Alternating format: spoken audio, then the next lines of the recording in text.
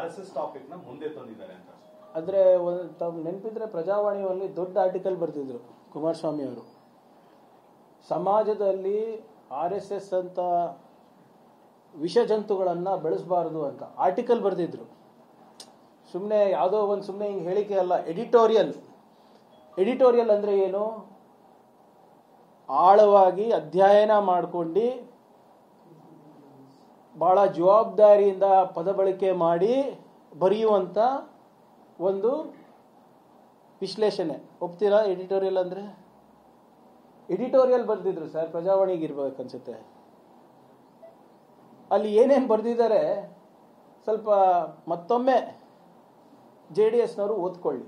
ಒಂದನೇದು. ಎರಡನೇದು, ಮಾಜಿ ಪ್ರಧಾನಿಗಳಾದಂಥ ದೇವೇಗೌಡರು ಅವರು ಕೂಡ ಕೆಲವು ವರ್ಷದ ಹಿಂದೆ ABVP ಮತ್ತು RSS ಎರಡೂ ಬ್ಯಾನ್ ಆಗ್ಬೇಕಂತ ಪ್ರಸ್ತಾವನೆ ಮಾಡಿದ್ರು. ಅವಾಗಿಂದ ಇವಾಗ ಏನು ಬದಲಾವಣೆ ಆಗಿದೆ? ಕುರ್ಚಿಗೋಸ್ಕರ ತತ್ವ ಬದಲಾವಣೆ ಮಾಡುವಂತ ಪಕ್ಷ ಇದು. JDS is no more secular, it is saffron. S stands for saffronization. ಅವ್ರು ಕೇಸರೀಕರಣ ಆಗ್ಬಿಟ್ಟಿದ್ದಾರೆ ಕುರ್ಚಿಗೋಸ್ಕರ.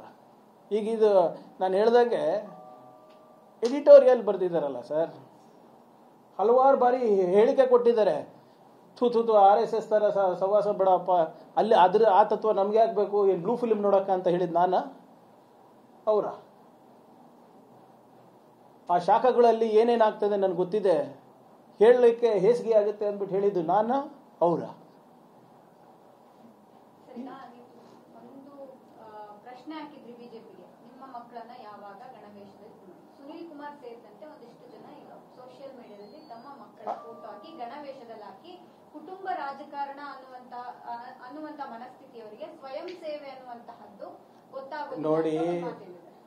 ಆಯ್ತು, ಗೊತ್ತಾಗೋದಿಲ್ಲ. ಮತ್ತೆ ಅದೇ ಮಾತು ವಿಜೇಂದ್ರ ಅವ್ರಿಗೆ ಹೇಳಿ, ನನಗೆ ಬಂದು ಯಾಕೆ ಉಪದೇಶ ಮಾಡ್ತಾರೆ? ಫಸ್ಟ್ ನೀವೇನು ಹೇಳ್ತೀರಾ ನಿಮ್ ಇದ್ರಲ್ಲಿ ಮಾಡಿ. ಈಗ ನೀವೇ ನೋಡಿ, ಕೆಳಗಿನ ಮನೆಯಲ್ಲಿ ಇವರು ನಮ್ಮ ವಿರೋಧ ಪಕ್ಷದ ಉಪನಾಯಕರು ಯಾರ ಮಗ, ನಿಮ್ಮ BJP ಅಧ್ಯಕ್ಷರಿವಾಗ ಯಾರ ಮಗ? ಏನಷ್ಟು ಅಂದ್ರೆ ನೀವಾಗಬೇಕಾಗಿರುವ ಅವರೇ ಆಗ್ಬೇಕಾಗಿತ್ತಂತಲ್ಲ BJP ಅಧ್ಯಕ್ಷರು ಸುನೀಲ್ ಅವರು. ವಿಜೇಂದ್ರ ಅವ್ರು ಹೆಂಗಾದ್ರು? ನನಗೆ ಬೇಜಾರಾಗ್ಬಿಟ್ಟಿದೆ, ನಾನು ಜನರಲ್ ಸೆಕ್ರೆಟರಿಯಿಂದ ದೂರ ಉಳಿತೀನಿ ಅಂತ ಹೇಳಿದ್ ನಾನು. ಅವರ ಎಲ್ಲ ಹೆಂಗ್ ಮರೀತಾರೆ ಇವರೆಲ್ಲರೂ? ಆಮೇಲೆ ನಾನು ಈಗಲೂ ಅದೇ ಹೇಳ್ತಾ ಇದ್ದೀನಿ, ಸುಮ್ಮನೆ ಯಾವುದೋ ಒಂದು ದಿನ ಫೋಟೋ ತೆಗ್ಸೋದಲ್ಲ, ಕೊಡಿ ತ್ರಿಶೂಲ್ ದೀಕ್ಷೆ ಕೊಡಿ, ರಾತ್ರಿ ಹೊತ್ತು ಗೋರಕ್ಷಣೆಗೆ ಬಿಡಿ, ಅವ್ರಿಗೆ ಸ್ಕೂಲಿಂದ ಬಿಡಿಸಿ, ಕಾಲೇಜಿಂದ ಬಿಡಿಸಿ, ಬಿಸ್ನೆಸ್ಸಿಂದ ಬಿಡಿಸಿ, ಶಾಖೆನಲ್ಲಿ ಫುಲ್ ಟೈಮ್ ಕಾರ್ಯಕರ್ತರಾಗಿ, ಆಮೇಲೆ ನೀವು ನಮಗೆ ಬಂದು ಉಪದೇಶ ಮಾಡಿ.